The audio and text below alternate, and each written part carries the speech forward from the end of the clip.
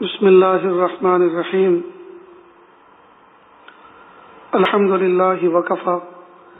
وسلام علی عبادہ الذین اصطفی اما بعد اعوذ باللہ من الشیطان الرجیم بسم اللہ الرحمن الرحیم وذکر فإن الذکرى تنفع المؤمنین سبحان ربک رب العزة عما یصفون وسلام علی المرسلین والحمد للہ رب العالمین اللہم صل علی سیدنا محمد وعلی آل سیدنا محمد وبارک وسلم اللہم صل علی سیدنا محمد وعلی آل سیدنا محمد وبارک وسلم اللہم صل علی سیدنا محمد وعلی آل سیدنا محمد وبارک وسلم۔ آج مارچ کی 31 تاریخ ہے، سن 2020 ہے، اور یہ کرونا کا دور چل رہا ہے اور ہر شخص لاک ڈاؤن ہے۔ آج کی اس محفل میں ہمیں اس بات کو دیکھنا اور سمجھنا ہے کہ اسلام نے ہر آدمی کو اپنے آپ کو کس طرح سے صاف ستھرا رہنے کا حکم دیا ہے، اور ہر بندہ جو آج کے دور میں سینیٹائزر استعمال کر رہا ہے اور اپنے آپ کو ہاتھوں کو دھوتا پھر رہا ہے، اس کی کیا اہمیت ہے۔ اصل میں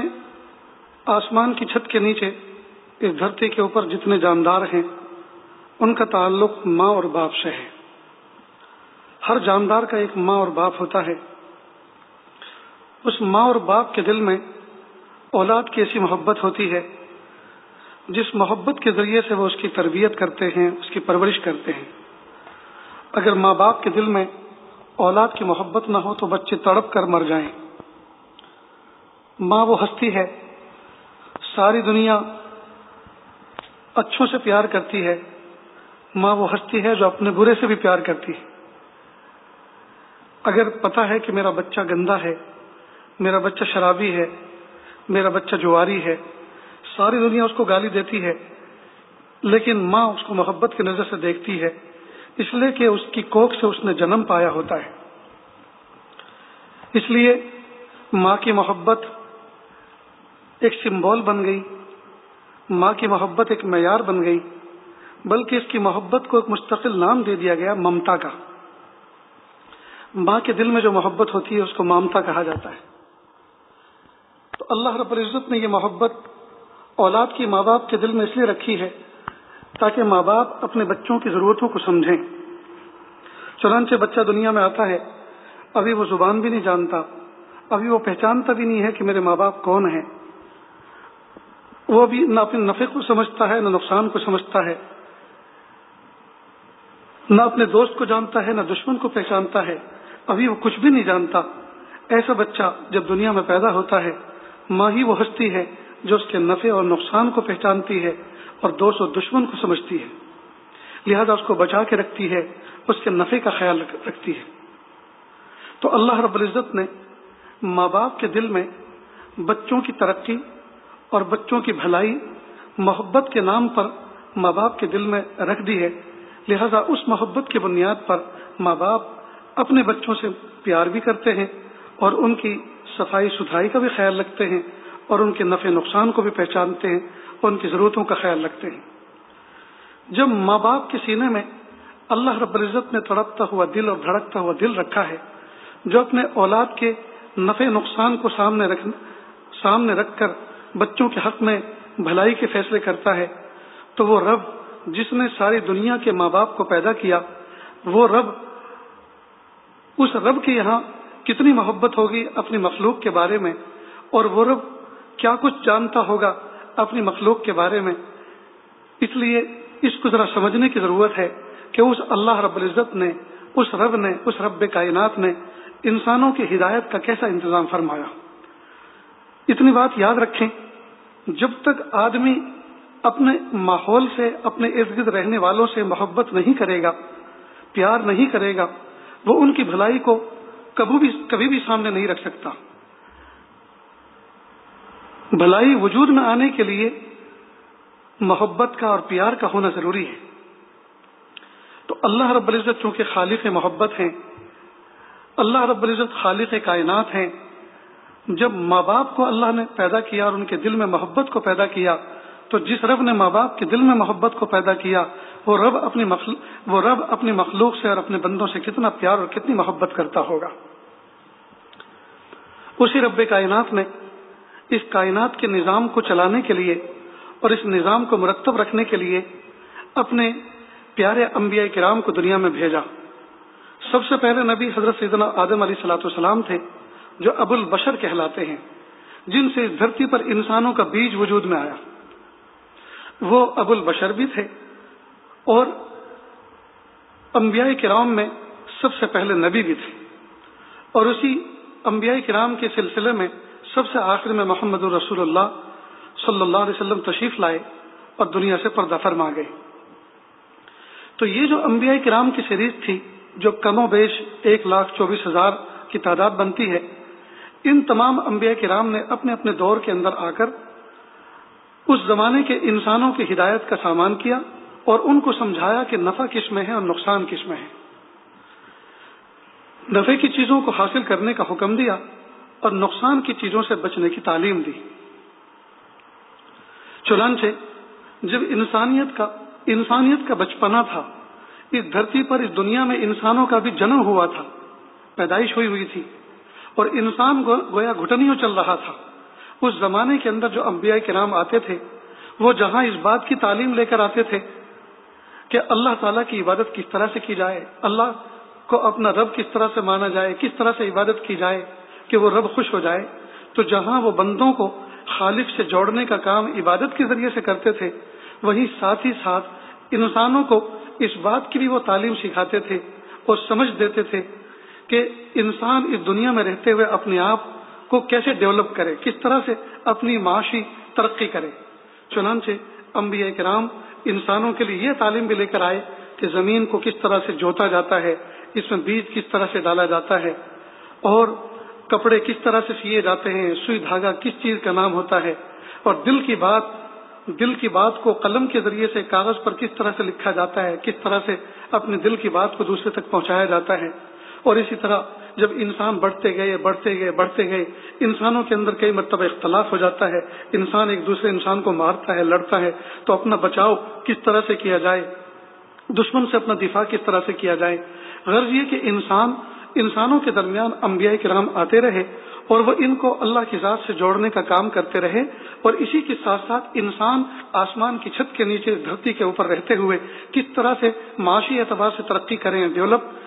حاصل کریں، اس کی بھی تعلیم وہ دیتے رہے۔ سب سے آخر میں جب انسان اپنے تمدن کے اعتبار سے گویا بالغ ہو گیا اور ترقی کر گیا اور اپنے عقل و شعور کے اعتبار سے بالغ ہو گیا، تو سب سے آخر میں محمد رسول اللہ صلی اللہ علیہ وسلم تشریف لائے، اور اب صبح قیامت تک وہ ایسا دین، ایسی شریعت، ایسا مذہب دے کر گئے کہ اب کسی مذہب کی، کسی دین کی ضرورت نہیں ہے، اسی پر عمل کرتے رہیں گے تو انشاءاللہ وہ کامیابی سے ہمکنار ہوتے رہیں گے۔ اب کوئی نبی آنے والا نہیں۔ چنانچہ اللہ کے محبوب صلی اللہ علیہ وسلم دنیا سے پردہ فرما گئے، لیکن محبوب صلی اللہ علیہ وسلم کی لائی ہوئی تعلیمات، لایا ہوا دین صبح قیامت تک جاری اور ساری رہے گا، بلکہ انسان جہاں بھی ہوں، چاہے وہ دریا میں ہو، خشکی میں ہو، وہ زمین پر ہوں یا پہاڑوں پر ہوں، وہ فضاؤں میں ہوں یا ہواؤں میں ہوں، جہاں بھی ہوں، انسان جس جگہ پر بھی ہو، اللہ کے محبوب صلی اللہ علیہ وسلم کے لائے ہوئے دین اور شریعت پر عمل کرتا رہے گا، اور اللہ تعالیٰ کا قرب بھی حاصل کرتا رہے گا، اور دنیا کے اعتبار سے بھی نفع حاصل کرتا رہے گا۔ اس کو ایک مثال سے ذرا یوں سمجھتے چلیں، آج کل کے دور میں جتنی بھی الیکٹرانک مشینیں آتی ہیں ہمارے پاس، ہم خرید کے لاتے ہیں، تو ہر مشینری کے ساتھ میں، ہر انسٹرومنٹ کے ساتھ میں ایک یوزر گائیڈ اور یوزر مینول ہوتا ہے۔ اس گائیڈ کے اندر، اس کتابچے کے اندر لکھا ہوتا ہے کہ یہ جو مشین آپ خرید کے لائے ہیں، پرچیز کر کے لائے ہیں، اس کو انسٹال کس طرح کریں گے، اس کو اسمبل کس طرح کریں گے، اور آپ اس کو کس طرح سے آپریٹ کریں گے۔ اور اس میں نیچے لکھا ہوتا ہے وارننگ کر کے کہ اگر آپ بتائے ہوئے طریقے کے مطابق اس مشینری کو یوز کریں گے، استعمال کریں گے،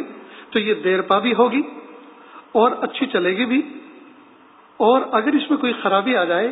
تو ٹائم کے اندر، اگر اس میں کوئی خرابی آ جاتی ہے وقت کے اندر کوئی خرابی آ جاتی ہے، جو وقت اس کا دیا ہوا ہوتا ہے، تو کمپنی وہ ذمہ دار ہوتی ہے کہ وہ وارنٹی اور گارنٹی دیتی ہے کہ یا تو ہم بدل کے دیں گے یا ریپیئر کر کے دیں گے، اور نیچے یہ بھی لکھا رہتا ہے اور اگر آپ اس کے بتلائے ہوئے طریقوں کے خلاف استعمال کرو گے تو نہ وارنٹی ہے اور نہ گارنٹی۔ اس یوزر گائیڈ اور مینول کی اہمیت اس وقت بڑھ جاتی ہے جب مشینری بہت زیادہ قیمتی ہوتی ہے۔ مثال کے طور پہ کسی فیکٹری کے اندر کوئی بڑی مشین لانا ہے، اس کو انسٹال کرنا ہے، تو اس بڑی مشینری کے ساتھ میں اس کی یوزر گائیڈ بھی بڑی اہم ہوتی ہے، بلکہ ایک سافٹ ویئر ہوتا ہے، اس کی ایک CD ہوتی ہے، اور صرف اتنا ہی نہیں بلکہ اس کے ساتھ میں آپریٹر بھی آتا ہے کمپنی سے اور اس مشینری کو وہ انسٹال کر کے جاتا ہے، بلکہ وہ مالک سے کہتا ہے کہ میرے جانے کے بعد اس مشینری کو کون لوگ استعمال کریں گے، تو وہ بتاتا ہے کہ فلاں فلاں استعمال کریں گے، کہ ان کو بلائیے اور ہمارے ساتھ کھڑا کیجیے تاکہ ہم ان کو بتائیں کہ اس مشینری کو کس طرح سے آپریٹ کیا جاتا ہے، تو وہ سکھا کے جاتے ہیں۔ تو یوزر گائیڈ بھی دے کر جاتے ہیں، طریقہ سمجھا کر بھی جاتے ہیں کہ کس طرح سے یوز کرنا ہے، اور ساری کی ساری تعلیمات ان کے حوالے کر کے جاتے ہیں۔ بس یوں سمجھیے کہ اس کائنات کے اندر انسان سے بڑی بھی کوئی قیمتی مشینری ہو سکتی ہے؟ اللہ رب العزت نے انسان کو اشرف المخلوق بنایا۔ جب انسان اشرف المخلوق بنا اس کائنات کے اندر، تو یہ انسان خود اپنے آپ کو کیسے یوز کرے، اپنے آپ کو کیسے استعمال کرے، نفع کیسے حاصل کرے، نقصان سے کیسے بچے، اللہ رب العزت نے اس کے لیے ایک یوزر گائیڈ بھیجی، اور وہ ہے کتاب اللہ۔ قرآن پاک کے اندر، کتاب اللہ کے اندر اس کے نفع اور نقصان کو بیان کیا گیا، ایک ضابطۂ حیات بنا کر، ایک دستور حیات بنا کر اللہ رب العزت نے بھیجا، جس کا نام ہے کتاب اللہ۔ اور چونکہ یہ مشینری بہت قیمتی تھی تو یوزر گائیڈ بھی بہت قیمتی ہوئی۔ اب یوزر گائیڈ کو سمجھانے کے لیے، اس کتاب اللہ کے سمجھانے کے لیے اللہ رب العزت نے ایک آپریٹر بھیجا جس کا نام ہے رسول اللہ صلی اللہ علیہ وسلم۔ اس نبی پاک صلی اللہ علیہ وسلم نے جہاں انسانوں کو قرآن پاک تلاوت کر کے پڑھ کے دکھایا اور اس کے احکام کو بیان کرا، حکمت کو کھول کے سامنے رکھا، ساتھ ساتھ اپنے گرد و پیش رہنے والے افراد کو تیار کیا کہ میں تو آج ہوں، کل نہیں ہوں گا، تم اس کو مجھ سے اچھی طرح سے سمجھ لو، اس لیے کہ صبح قیامت تک تمہیں اس پورے نظام کو لے کر چلنا ہے۔ تو وہ افراد تھے رجال اللہ۔ تو ایک ہے کتاب اللہ، اور ایک ہے رسول اللہ، اور ایک ہے رجال اللہ۔ وہ اسلام کی پوری بنیاد جو ہے ایک مضبوط پائے پر ہے، جس کے 3 بنیادی پلر ہیں، ایک کتاب اللہ اور ایک رسول اللہ اور تیسرے ہیں رجال اللہ۔ اور تینوں پر ہمیں ایمان لانا ضروری،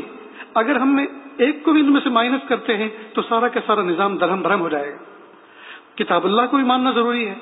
رسول اللہ کو بھی ماننا ضروری ہے، اور رسول اللہ صلی اللہ علیہ وسلم ان تعلیمات کو جن کے حوالے کر کے گئے ہیں اور جن سے ہم تک ہی پہنچی ہیں، اس کو بھی صبح قیامت تک ہمیں ان کو بھی ماننا ضروری ہے، تبھی جا کر ہم کامیابی سے ہمکنار ہوں گے۔ اگر اس میں سے ایک کڑی بھی ہم سے اگر مس ہوتی ہے تو معاملہ گڑبڑ ہو جائے گا۔ اسی پیارے نبی صلی اللہ علیہ وسلم نے جو ہمیں تعلیمات پہنچائی قرآن پاک کے واسطے سے،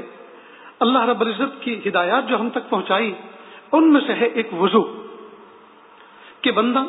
وضو کرے۔ اب یہ وضو کیا چیز ہے؟ یہ وضو وہ چیز ہے جس کے بغیر ہم بہت ساری عبادتیں ادا نہیں کر سکتے۔ ہم قرآن پاک کی تلاوت نہیں کر سکتے ہاتھ میں لے کر قرآن پاک کو بغیر وضو کے، ہم نماز نہیں پڑھ سکتے، ہم حج عمرے کے ارکان ادا نہیں کر سکتے بغیر وضو کے۔ معلوم ہوا کہ وضو ایک بہت بنیادی اہم چیز ہے، اور یہ ہے کیا چیز؟ پانی کا مخصوص طریقہ استعمال، پانی کے مخصوص طریقہ استعمال کو وضو کہتے ہیں۔ گویا پانی کا ایک مخصوص طریقہ ہے، مخصوص اعضاء پر اس پانی کو بہانا ہوتا ہے خاص ترتیب کے ساتھ، اس کو وضو کہتے ہیں۔ اب اس وضو کے 4 فرض ہیں،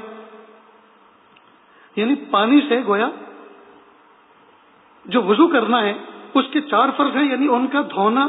ان پر پانی کا بہانا لازمی ہے۔ اگر ان چاروں اعضاء کو نہ دھویا گیا اور ان پہ پانی کو نہ بہایا گیا مخصوص طریقے کے مطابق تو وضو وجود میں نہیں آئے گا۔ ان میں سے ایک فرض ہے چہرے کا دھونا، اس کی حدود بھی بتلا دی کہ پیشانی کے بالوں سے ٹھوڑی کے نیچے تک، ایک کان کی لو سے دوسرے کان کی لو تک اچھی طرح سے مل کر چہرے کو دھونا پانی سے، یہ ایک فرض ہوا۔ دوسرا فرض ہے دونوں ہاتھوں کو کوہنیوں تک دھونا، کوہنیوں سمیت دونوں ہاتھوں کو مل مل کے دھونا۔ تیسرا فرض ہے چوتھائی سر کا مسح کرنا، یعنی بھیگے ہوئے ہاتھ کو اپنے سر کے اوپر پھرا لینا۔ اور چوتھا فرض ہے ٹخنوں تک دونوں پیروں کو اچھی طرح سے دھونا،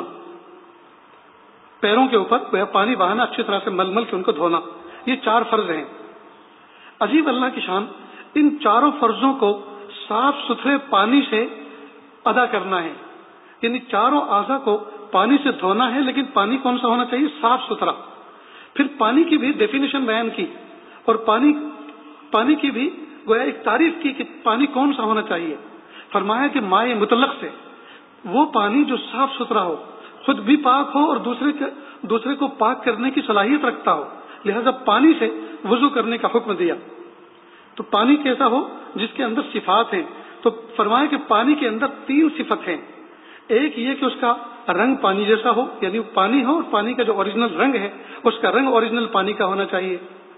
اور دوسری صفت اس کی یہ ہے کہ اس کے اندر بو جو ہے وہ پانی کی ہونی چاہیے، یعنی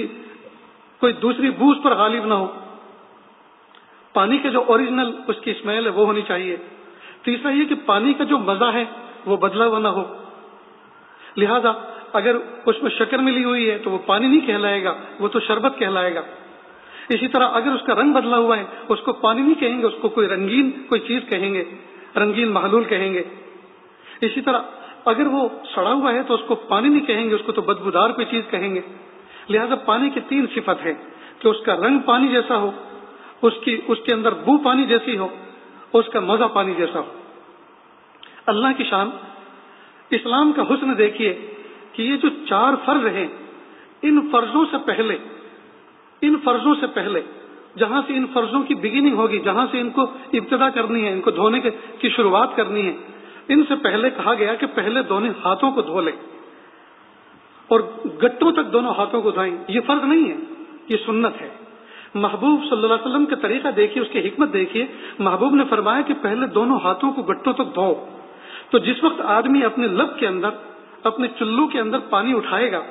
تو اس سے اس کے رنگ کا پتہ چل جائے گا، اس لیے کہ پانی اگر کسی گڑھے میں بھرا ہوا ہے تو بظاہر پانی ہے لیکن وہ نیلا نظر آ رہا ہے۔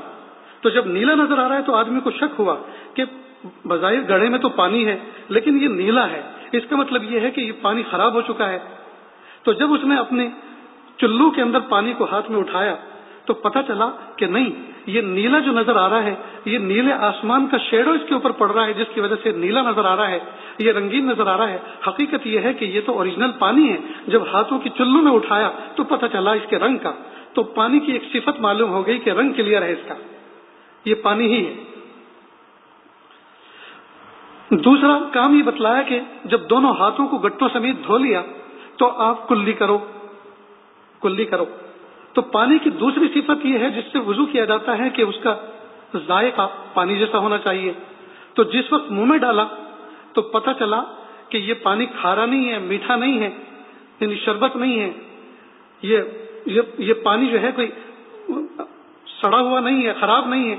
تو پانی کے ذائقے کا پتہ چلا، یہ ناریل کا پانی نہیں ہے، یہ گنے کا رس نہیں ہے۔ تو جب منہ میں ڈالا تو ایک دوسری صفت پانی کی ظاہر ہوئی کہ یہ اوریجنل پانی ہے، یہ پانی ہی کا ذائقہ ہے، یہ کوئی شربت نہیں ہے۔ اب تیسری سنت یہ ہے کہ آدمی ناک میں پانی ڈالے۔ جب ناک میں پانی ڈالے گا تو پانی کی بو کا پتہ چل جائے گا کہ پانی سڑا ہوا تو نہیں ہے۔ جب ناک میں پانی ڈالا تو پتہ چلا کہ یہ سڑا ہوا بھی نہیں ہے، بالکل کلیئر ہے۔ معلوم ہوا اگر اس کا رنگ پانی جیسا ہو، پانی کا ہو، اس کا ذائقہ پانی کا ہو اور وہ سڑا ہوا نہ ہو، صاف ستھرا ہو، تو اب گویا اب کلیئرنس مل گیا اس بات کا کہ یہ اوریجنل پانی ہے اور اس سے وضو کرنا جائز ہے۔ لہذا کہا کہ اب آپ بگننگ کرو وضو کی ابتدا کرو۔ لہذا پہلا فرض ہے چہرے کو دھونا، اور دوسرا فرض ہے کہ آدمی کوہنیوں سمیت اپنے دونوں ہاتھوں کو دھوئے، اور تیسرا فرض ہے کہ سر کے چوتھائی سر کا مسح کرے، اور چوتھا فرض ہے کہ دونوں پیروں کو ٹخنوں سمیت آدمی اچھی طرح سے مل مل کر دھوئے۔ اللہ کی شان دیکھیے کہ اللہ کے محبوب صلی اللہ علیہ وسلم نے جہاں انسانوں کو وضو کرنے کا حکم دیا تو اس میں جو حکمتیں ہیں جو آج کے دور میں ہمیں اس کی حکمت کا اور زیادہ احساس ہوتا ہے کہ یہ وضو اس کی خوبی کیا ہے، اور ہمیں جو محبوب صلی اللہ علیہ وسلم نے سنت دی ہے اور اللہ تعالیٰ نے جو اس وضو کو ہماری عبادتوں کے لیے فرض قرار دیا ہے، آج کے اس دور کے اندر، آج کے اس دور میں اس کی اہمیت اور زیادہ کھل کر دوبالا ہو کر ہمارے سامنے آ رہی ہے، جبکہ آج پوری دنیا کورونا وائرس کے خطرے کے پیش نظر ہر وقت اپنے آپ کو سینیٹائزر کے ذریعے سے اپنے ہاتھوں کو صاف کر رہی ہے، ہر وقت اپنے ہاتھوں کو دھو رہی ہے، اور واشنگ صابن کے ذریعے سے اور ڈیٹول کے ذریعے سے اپنے ہاتھوں کو واش کر رہی ہے۔ آج اس سنت کا ہمیں اہمیت کا پتہ چل رہا ہے کہ اللہ کے محبوب صلی اللہ علیہ وسلم نے 1400 سال پہلے سے ہمیں یہ حکم دے رکھا ہے کہ آپ ہمیشہ اپنے آپ کو باوضو کر کے رکھو۔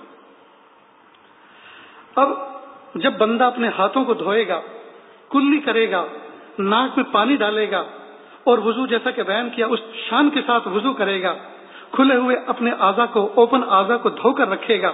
اور 5 وقت کی نمازوں میں اس وقت تو کرنا ہی کرنا ہے، اور اس کے علاوہ جب جب آدمی کا وضو ٹوٹ جائے اس وضو کو ریپیئر کرے گا، اس وضو کو دوبارہ اس پر بنا کرے گا، تو اندازہ کیجئے کہ یہ بیماری انسان تک پھر بھلا کیسے پہنچ سکتی ہے، انسان جراثیم کا بھلا کیسے شکار ہو سکتا ہے۔ تو اللہ رب العزت نے اپنے محبوب صلی اللہ علیہ وسلم کے ذریعے سے ہمیں وضو کا ایک ایسا پیارا طریقہ عطا فرمایا ہے، جس وضو کے طریقے کو مومن بندہ اگر استعمال کرے اور صبح سے شام تک اور شام سے صبح تک جب آدمی جاگتے ہوئے حالت میں رہے، اگر باوضو رہے، تو انشاءاللہ ثم انشاءاللہ نہ جانے کتنے مہلک جراثیم سے انسان اپنے گھر بیٹھے محفوظ رہ سکتا ہے بغیر کسی میڈیسن استعمال کیے ہوئے۔ لہذا اللہ کے محبوب صلی اللہ علیہ وسلم نے فرمایا الوضو سلاح المومن، وضو تو مومن کا ہتھیار ہے۔ کیا مطلب؟ یعنی وضو مومن کا ہتھیار ہے۔ آج سمجھ میں آتا ہے کہ ہتھیار سے آدمی اپنے دشمن کو کل کرتا ہے، اور انسان کا دشمن کون ہے؟ وائرس۔ انسان کا دشمن ہر وہ چیز جو انسان کو نقصان پہنچاتی ہے، اور انسان کو نقصان پہنچانے والی گویا ایک ایسا دشمن جو نظر بھی نہیں آتا، وائرس جو آنکھوں سے نظر بھی نہیں آتا، جی وہ انسان کا دشمن ہے۔ اس دشمن کے لیے ہتھیار کون سا بنایا؟ وضو۔ سبحان اللہ، اللہ اکبر کبیرہ۔ اللہ کے محبوب صلی اللہ علیہ وسلم نے اپنی زبان مبارک سے فرمایا الوضو سلاح المومن، وضو تو مومن کا ہتھیار ہے۔ تو اگر ہم اپنے دین کو سینے سے لگا کے رکھیں، اس کی تعلیمات کی حکمتوں کو سمجھیں، اس پر غور کریں، اور باوضو رہنے کی ہم صبح سے شام تک کوشش کریں، تو انشاءاللہ ہمیں کسی ڈیٹول صابن کو استعمال کرنے کی ضرورت نہیں ہے۔ اس کا مطلب یہ نہیں ہے کہ ہم صابن کے مخالف ہیں، نہیں۔ اگر کوئی آئلی چیز ہمارے جسم پر لگی ہے اور روغن والی کوئی چیز ہمارے جسم پر لگی ہے، تو ظاہری بات ہے صرف نیرا پانی بہانا کافی نہیں ہے۔ اسلام نے جب صابن ایجاد نہیں ہوئی تھی، اس زمانے میں کہا تھا کہ آپ مٹی استعمال کریں، آپ راکھ استعمال کریں، مٹی استعمال کریں۔ یہ چیز جو ہے اینٹی آئل ہے، آئل کو یہ ختم کرتی ہے، چکناہٹ کو ختم کرتی ہے، دسومت کو ختم کرتی ہے۔ آج کے دور میں مٹی کا بدل صابن ہے، واشنگ پاؤڈر ہے، کیمیکلز ہیں، ان کو استعمال کریں۔ غرض یہ کہ وضو کی اہمیت کو ہم سمجھیں، باوضو رہنے کی کوشش کریں۔ اللہ کے محبوب صلی اللہ علیہ وسلم ہمیشہ باوضو رہا کرتے تھے، ہمیشہ باوضو رہا کرتے تھے۔ کئی مرتبہ جس جگہ پانی ہوتا تھا، وہ پانی کی جگہ اگر دور ہوتی تو اللہ کے محبوب صلی اللہ علیہ وسلم وہاں پہنچنے سے پہلے تیمم فرما لیا کرتے تھے، جو وضو کا نعم البدل ہے، کہ ہو سکتا ہے کہ میں وہاں تک پہنچوں اور وضو نہ کرنے پاؤں اور میری اسی درمیان موت واقع ہو جائے، تو میں چاہتا ہوں کہ دنیا سے جاؤں تو باوضو دنیا سے جاؤں۔ تو میرے بھائی اور بہنوں، اسلام کی ان روشن تعلیمات پر ہم توجہ کریں، باوضو رہنے کی کوشش کریں۔ جب ہم باوضو رہیں گے تو انشاءاللہ ثم انشاءاللہ بہت ساری بیماریوں سے ہم محفوظ رہیں گے۔ آج ساری دنیا اس کا ہوا کھڑے کیے ہوئے ہیں کہ آپ سینیٹائزر استعمال کریں۔ یہ کوئی جز وقتی چیز نہیں ہے کہ آج کے دور میں وائرس کا جو پرابلم آیا ہے، اسی دور میں ہم سینیٹائزر استعمال کریں اور اپنے آپ کو صاف ستھرا رکھیں، بلکہ جب یہ حالات اچھے ہو جائیں اور اس وائرس کا وہ ہے خاتمہ ہو جائے، یہ ختم ہو جائے اور بیماری کے سارے خدشات دور ہو جائیں، ہمیں ان دنوں کے اندر بھی اپنے آپ کو محفوظ رکھنا ہے، اور محفوظ رکھنے کا بہترین طریقہ یہ ہے کہ ہم باوضو رہا کریں۔ تو اللہ تعالیٰ سے دعا ہے کہ اللہ رب العزت اسلام کی روشن تعلیمات کو ہمیں سمجھنے کی توفیق عطا فرمائیں، اور دل جان سے قدر کرنے کی توفیق عطا فرمائیں، اور ہم پیارے نبی صلی اللہ علیہ وسلم پر بھی ٹوٹ کر محبتوں کے ساتھ درود شریف پڑھنے والے بنے، اس لیے کہ پیارے نبی صلی اللہ علیہ وسلم نے ہمیں کتنا پیارا طریقہ صاف ستھرا رہنے کا بتایا ہے۔ یہاں تک کہ دوستو، آپ ذرا غور کریں کہ جس وقت ہم کھانے کے لیے بیٹھتے ہیں تو پیارے نبی صلی اللہ علیہ وسلم کا طریقہ یہ ہے، سنت طریقہ کھانے کا یہ ہے کہ ہم کھانے سے پہلے ہاتھ دھو لیں، اور کھانے سے فارغ ہو کر بھی ہم ہاتھ دھوئیں. پر عجیب بات ہے، ہاتھ دھونے کے بعد ہم کوئی ٹاول یوز نہ کریں، تولیہ استعمال نہ کریں، اس لیے کہ جب ہم نے اپنے ہاتھ دھو لیے، اب ہاتھ دھونے کے بعد ہم نے تولیہ استعمال کیا، اگرچہ وہ صاف ستھرا تھا، اس کو کسی نے یوز نہیں کیا تھا، صاف ستھرا تھا، لیکن جب آپ نے اس کو استعمال کیا اور وہ جو ڈرائی تولیہ رکھا ہوا تھا اس کے اوپر جو بیکٹیریا تھے، اس کے اوپر جو جراثیم تھے، دھلے ہوئے ہاتھ پر، وہ آپ ہاتھ دھونے کے بعد جب آپ نے اس کو استعمال کیا تو وہ بیکٹیریا، وہ وائرس آپ کے ہاتھوں پر آ گئے. اب آپ نے ان سے کھانا شروع کیا تو وہی وائرس آپ کے منہ کے راستے سے آپ کے معدے میں پہنچنے شروع ہوئے. تو یہ تو انسان کے لیے ہانیکارک ہے، یہ تو انسان کے لیے مضر ہے. محبوب صلی اللہ علیہ وسلم کی سنت یہ ہے، ہاتھ دھونے کے بعد اب آدمی ہاتھوں کو جھٹک لے، ہاتھوں کو جھاڑ لے، کسی کے منہ پہ نہیں، کسی کے جسم پہ نہیں، جس جگہ پر دھویا ہے اسی جگہ جھاڑ لے اور اس کے بعد انہی ہاتھوں سے کھانا شروع کرے. البتہ کھانے کے بعد جب ہاتھ دھوئے گا اب ان ہاتھوں کو پھر کسی کپڑے سے صاف کیا جا سکتا ہے. تو یہ اللہ کے محبوب صلی اللہ علیہ وسلم کی سنتیں ہیں، اور ان سنتوں کی قدر ہمیں آج کے دور میں، اس سائنٹیفک دور میں، اور اس دور میں جب کہ جو ہے فن طب اور ڈاکٹری جو ہے عروج پر ہے اور طرح طرح کی چیزیں کھل کر سامنے آ رہی ہیں، ہمیں اللہ کے محبوب صلی اللہ علیہ وسلم کے لائے ہوئے دین کی اور زیادہ قدر کرنی چاہیے اور زیادہ سینے سے لگا کے اس کو رکھنا چاہیے، اور ان تعلیمات پر اللہ کا شکر ادا کرنا چاہیے کہ اللہ رب العزت نے ہمیں پیارے اپنے محبوب صلی اللہ علیہ وسلم کے ذریعے سے زندگی گزارنے کے کتنے احسن طریقے ہمیں عطا فرمائے ہیں. تو ایک تو ہمیشہ باوضو رہا کریں، کھانے سے پہلے اور کھانے کے بعد ہاتھ دھویا کریں، کھانے سے پہلے ہاتھ دھونے کے بعد کسی چیز سے ان کو صاف نہ کریں، اور کھانے کے بعد ہاتھ دھو کر اس کے بعد اپنے ہاتھوں کو سیلف یوز، یعنی جو اپنا پرسنل استعمال کیا ہوا کرنے کے لیے جو تولیہ ہوتا ہے، نپکین ہوتا ہے، اس کو استعمال کریں، جس کو سارے کے سارے لوگ جس تولیے کو استعمال کرتے ہیں آپ اس کو استعمال نہ کریں، تاکہ ایک دوسرے کے بیکٹیریا، ایک دوسرے کے جراثیم جو ہیں ایک دوسرے کی طرف منتقل نہ ہو. اللہ رب العزت ان روشن تعلیمات پر ہمیں دل و جان سے عمل کرنے کی توفیق عطا فرمائے. وآخر دعوانا ان الحمد للہ رب العالمین. حق نگر حق نما پیش رو اے حبیب خدا